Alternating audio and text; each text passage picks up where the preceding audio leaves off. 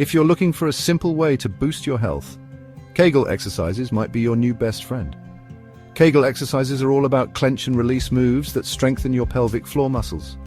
These muscles support your bladder, uterus, for women, and even your bowels. And guess what? They were first described by Dr. Arnold Kegel way back in the 1940s. Why should you care?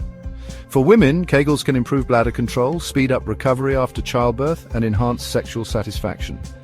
For men, they help control urine flow, boost prostate health, and even improve sexual performance and stamina.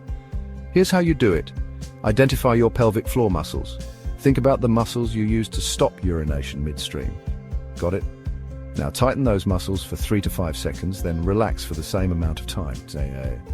Aim for 10 to 15 reps 3 times a day. The best part? You can do them anywhere. Sitting at your desk, standing in line, or lying in bed. Just remember, don't hold your breath or tighten your stomach or thighs. With regular practice, you'll notice better control, strength, and confidence in just a few weeks. So start today. Your body will thank you.